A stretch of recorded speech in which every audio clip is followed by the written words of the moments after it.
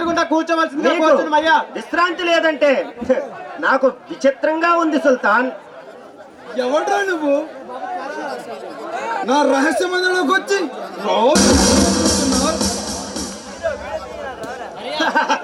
నేను రావాలనుకుంటే నీ రహస్య మందిరాలకోనైనా నీ రాజభవనాల్లోనికైనా అవలీలగా అడుగు పెట్టగలను. నన్ను చుట్టూ ముట్టిన పోలీసులను సైతం అవలీలగా మట్టు పెట్టగలను. నువ్వు సరదాగా వచ్చిపోవడానికి ఇది సరసాలతో సయ్యట్లాడే సాని కొంప కాదురా. ప్రతి క్షణం మృత్యునాదాలతో మరణ మృదంగా వినిపించే సుల్తాన్ సామ్రాజ్యం. చెప్పానుగా సుల్తాన్, మరణ మందిరమైన మాధురి దీక్షిత్ బెడ్రూమ్ అయినా నా దృష్టిలో ఒకటే. ముసుగు పెడుతున్నటువంటి మృత్యుదేవతను చూసి నేను చిరునవ్వు నవ్వగలను. భక్తులతో చూసి చిత్రములను చూసి కన్ను కొట్టగలను.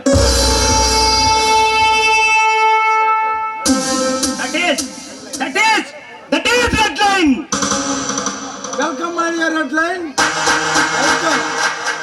మీకోసమే ఎదురు చూస్తున్నాను. మిస్టర్ సుల్తాన్, నన్ను ఎందుకు పిలిపించారో చెప్పండి. నాకు ఎన్నో అపాయింట్మెంట్స్ ఉన్నప్పటికీ వాటిని అన్నింటినీ క్యాన్సిల్ చేసుకొని నీకోసం నేను వచ్చాను. ఎందుకో తెలుసా? నీలాంటి మోస్ట్ ఇంటెలిజెంట్ క్రిమినల్ ని ఒకసారైనా కలవాలని చాలా రోజుల నుంచి అనుకుంటున్నాను. నేను కూడా నీ గురించి చాలా విన్నాను లయన్.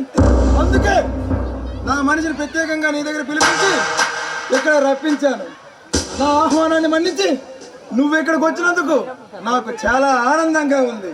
నువ్వు ఆనందంతో పొంగిపోయే రోజులు ముందు ముందు చాలా ఉన్నాయి సుల్తాన్. గాబరా పడవద్దు. మహాత్మా గాంధీ మ్యూజియంలో బ్రిటిష్ కాలం నాటి విలువైన వజ్రం ఒకటి ఉంది. దానిని నేను పొందాలనుకుంటున్నాను. నువ్వు దాన్ని సాధించి నాకు ఇవ్వగలవా? సుల్తాన్, నేను తలుచుకుంటే మహాత్మా గాంధీ మ్యూజియంలోని వజ్రాన్నే కాదు, ప్రధానమంత్రి పర్సనల్ డైరీనైనా అలవోకగా సాధించగలను. కానీ నువ్వు నా సామర్థ్యాన్ని తక్కువ అంచనా వేసి నన్ను అవమానిస్తున్నావు. మిస్టర్ రెడ్ లైన్, నీ శక్తి సామర్థ్యం మీద పూర్తి నమ్మకం ఉండబట్టే నేను పని కట్టుకుని ఎక్కడికి రప్పించాను. ఆల్ రైట్ మిస్టర్ సుల్తాన్, ఆ వజ్రం గురించి వివరాలు చెప్పు. దానికోసం గతంలో అనేక మంది ప్రయత్నించి అంతమయ్యారు. ఎందుకంటే ఇంటర్నేషనల్ మార్కెట్లో దానికి విపరీతమైన గిరాకీ ఉంది.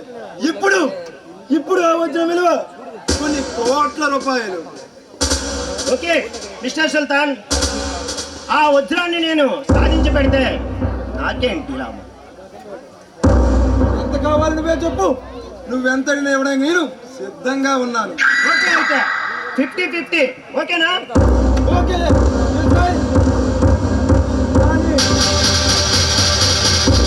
ఆ వజ్ర సంబంధం నువ్వు అనుకున్నంత తేలిక కాదు.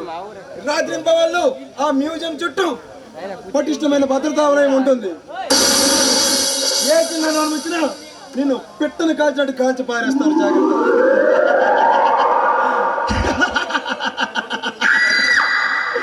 పటిష్టమైన కాపలాదారులున్నా పరమశివుడే వచ్చి నన్ను పరహా కాస్తున్నా ఆ వజ్రాన్ని అవలీలగా సాధించగలరు.